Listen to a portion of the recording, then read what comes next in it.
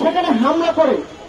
আমরা স্পষ্ট জানি যে আন্তর্জাতিক যে ভিয়েনা কনভেনশন রয়েছে সেই কনভেনশন অনুযায়ী কোন রাষ্ট্রের কোন দূতাবাস কিংবা হাই কমিশনে কোন দেশ হামলা করতে পারে না।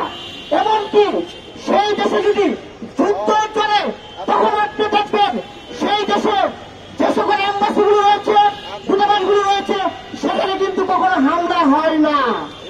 কিন্তু ভারতে এখন স্থিতিশীল অবস্থায় বাংলাদেশের যে উপ হাই কমিশনে যে হামলা করেছে এটা বাংলাদেশকে স্বাধীন সার্বভৌমত্ব রাষ্ট্র, এই স্বাধীন সার্বভৌমত্ব রাষ্ট্রের জন্য এটি একটি হুমকি হিসেবে আমরা দেখছি। আমরা দেখেছি যে পশ্চিমবঙ্গের যে মুখ্যমন্ত্রী মমতা বলেছে বাংলাদেশে নাকি শান্তিরক্ষী মিশনের বাহিনী পাঠানো উচিত। আমরা মমতাকে স্পষ্ট বলতে চাই আপনার নিজের ঘরের অবস্থায় তো ঠিক নেই। ভারতের বিভিন্ন অঙ্গরাজ্যে আমরা দেখেছি সংখ্যালঘুদের উপর কিভাবে নির্যাতন চালানো হয়, কিভাবে নিপীড়ন চালানো হয়। আমরা আপনাদেরকে বলবো আগে আপনাদের ঘর ঠিক করেন।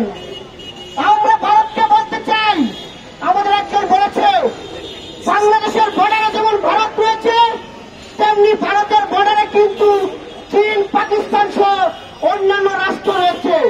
আপনারা যদি আমাদের সাথে বৈরী আচরণ করতে থাকেন তারা অন্যান্য সীমান্তে কিন্তু তারাও কিন্তু তাদের জায়গা থেকে প্রতিবাদ করবে। আমরা ভারতকে বলতে চাই বাংলাদেশ কিন্তু আগের যে শেখ হাসিনার যে বাংলাদেশ ছিল সেই বাংলাদেশ কিন্তু এখন আর নাই। এই বাংলাদেশ হচ্ছে 18 কোটি মানুষের বাংলাদেশ। এই বাংলাদেশে যে সরকার রয়েছে সেই সরকারকে এদেশের মানুষ ক্ষমতায় বসিয়েছে, ভারত ক্ষমতায় বসায়নি। আমরা ভারতকে বলবো আপনারা আওয়ামী লীগের কাছে যে প্রভু এবং দাসের যে সম্পর্ক ছিল বর্তমানে সেই সম্পর্ক আশা করা আপনাদের কোনোভাবে উচিত হবে না। আমরা বর্তমানে বাংলাদেশ চাই আপনাদের সাথে সম্পর্ক অবশ্যই সুসম্পর্ক হবে যেহেতু একটি প্রতিবেশী রাষ্ট্র। কিন্তু আপনারা যদি আওয়ামী লীগের মতো ভেবে থাকেন যে বাংলাদেশ আপনাদের আগের মতো গোলামি করবে তাহলে আপনাদের চিন্তার পরিবর্তন আনতে হবে। আরেকটি বিষয় আমি কথা বলে শেষ করব।